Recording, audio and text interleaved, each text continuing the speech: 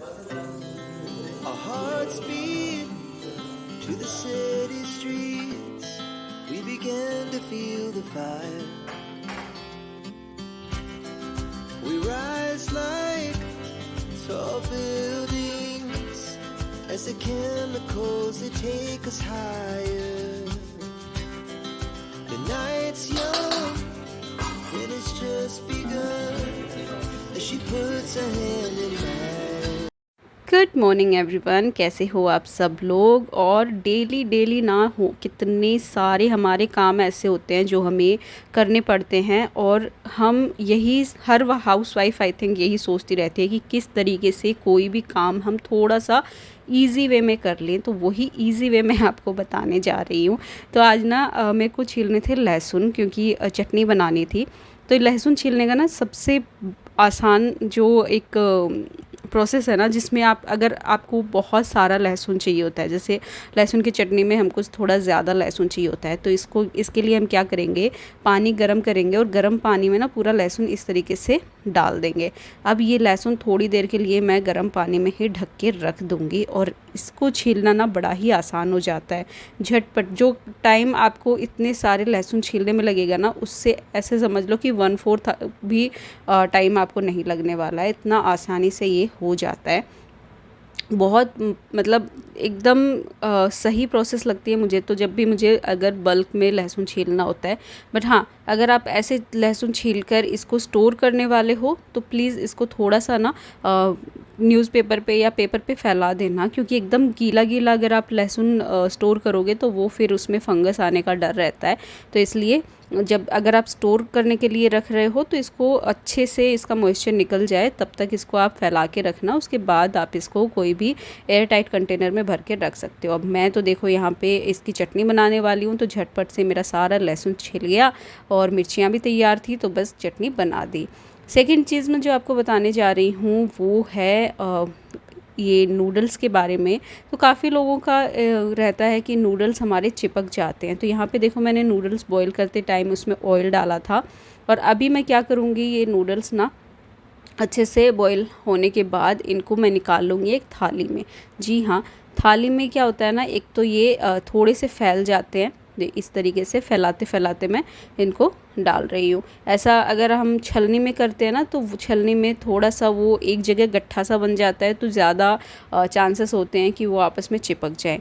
थाली में ये चांसेस कम हो जाते हैं। सेकेंडली इनमें जल्दी से भाप निकल जाती है थाली में अगर हम फैला देते हैं तो ये जो इसकी प्रोसेस है कुकिंग की वो भी थोड़ी कम हो जाती है। और साथ ही इसमें थोड़ा सा ना मैं इसमें तेल भी डाल दूँगी।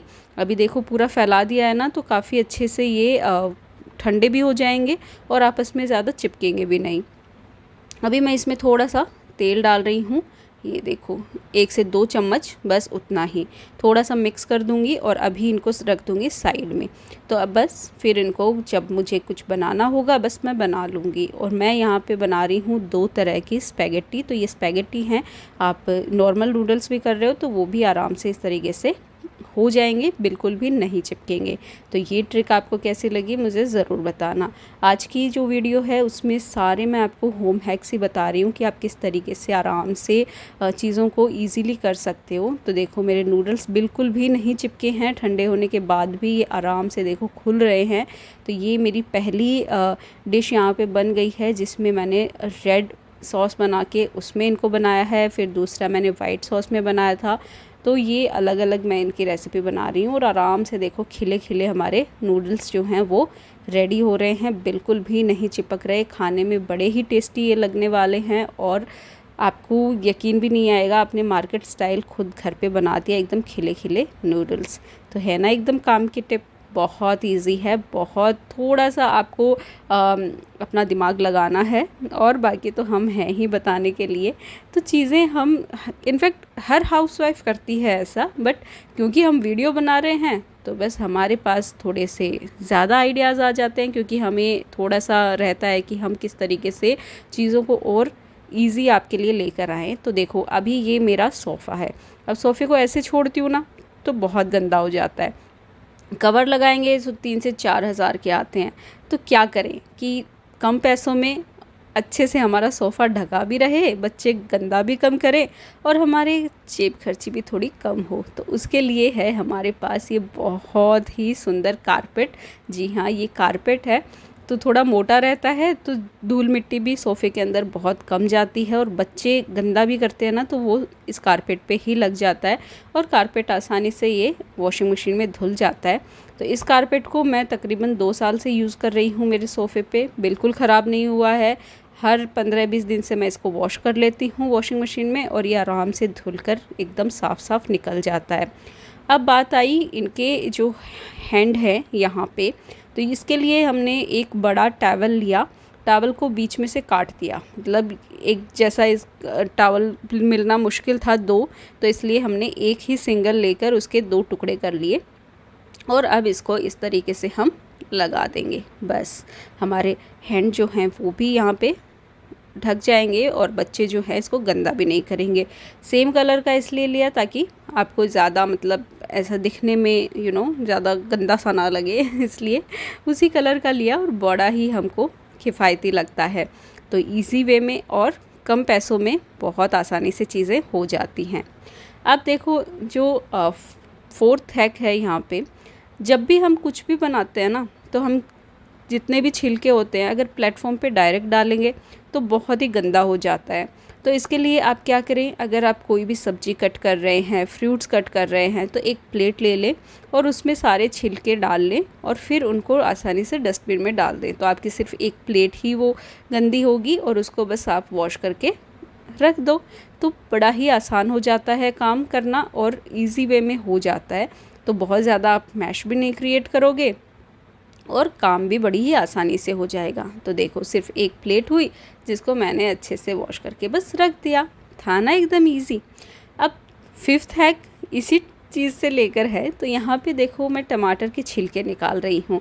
तो ये चीज़ ना बहुत ज़्यादा काम की है। कोई भी रेसिपी में आप अगर टमाटर यूज़ कर रहे हो, काफ़ी मतलब लोगों को ना टमाटर के छिलके सब्जी में हो या आप भले उसका सॉस ही क्यों ना बना रहे हो, जैसे कि मैं नूडल्स के लिए सॉस बना रही हूँ, तो अगर छिलके बीच में आते हैं ना तो वो बड़ा ही गंदा सा लगता है। या तो आप इसको पीस कर करोगे या फिर सब्जी में भी ऐड कर रहे हो तो छिलके बीच में आते हैं तो बच्चे निकालते रहते हैं, उनको इधर उधर डाल देते हैं। तो पहले ही मैं क्या करती हूँ, छिलका निकाल देती हूँ। छिलका निकालने से क्या होता है ना, आसानी से टमाटर गल भी जाता है, मैश हो जाता है और साथ के साथ ही ना बीच बीच में छिलका नहीं आता, तो बच्चे भी आसानी से इसको खा लेते हैं। तो बस अभी इसको आप चाहे बड़ा बड़ा काटो चाहे छोटा काटो, ये बहुत आसानी से गल जाएगा। आप कोई भी रेसिपी से बना रहे हो उसमें ये आपके बहुत ज़्यादा काम आने वाली है ये ट्रिक, क्योंकि इससे ना आपका बिल्कुल मतलब आप कोई भी रेसिपी में यूज़ करोगे ना,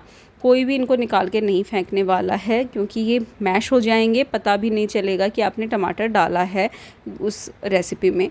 मैं यहाँ पे टमाटो सॉस बना रही हूँ तो इसलिए इसमें तो देखो पता चलेगा कि इसमें टमाटो डाला है, क्योंकि मैं बना ही रही हूँ टमाटर से। बाकी अगर सब्जियों में आप यूज़ कर रहे हो टमाटर तो आराम से ये गल जाएंगे और बच्चों को इनको निकाल के फेंकना भी नहीं पड़ेगा छिलके को। तो बस आसानी से आप बना लो और इन्जॉय करो।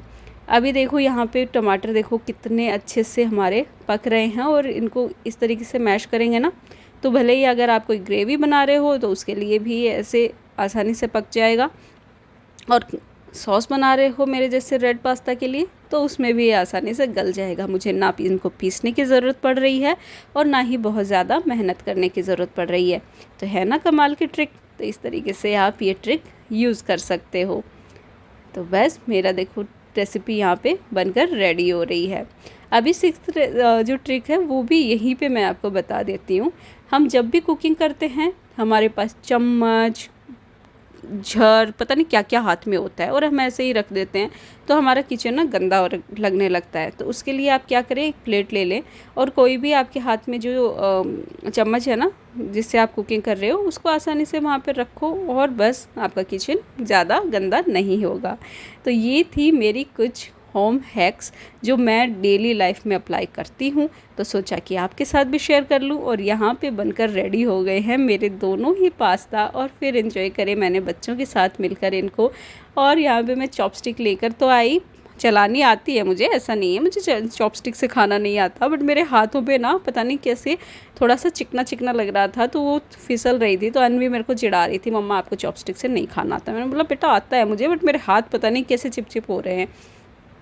तो वो आई कि मम्मा आज तो मैं खिलाऊंगी आपको, मेरी स्किल्स भी आप मुझे दिखाने दो लोगों को कि मुझे चॉपस्टिक आती है। तो मैंने बोला उनको चलो खिला दो, और बड़े ही मज़े से हमने ये पास्ता एंजॉय करे। तो हम तो माँ बेटा बेटी तीनों मिलकर इनमें लगे हुए थे और चॉपस्टिक से खाया। भले ही आप चम्मच से खाओ या चॉपस्टिक से, बट बच्चों के साथ मिलकर एंजॉय करते हो ना उनका फूड, तो उनको भी मज़े आते हैं कि मम्मा भी हमारा फूड खा रही है। क्योंकि ऐसे खाना ना बड़े लोग इतना एंजॉय नहीं कर पाते, मतलब हमसे बड़े लोग बाकी मुझे तो बहुत पसंद है सच बताऊँ तो। और बच्चों वाला खाना मैं खुद भी बहुत एंजॉय करती हूँ, जैसे वो चाहे पास्ता हो, पिज़्ज़ा हो, बर्गर हो या फिर स्पैगेटी हो।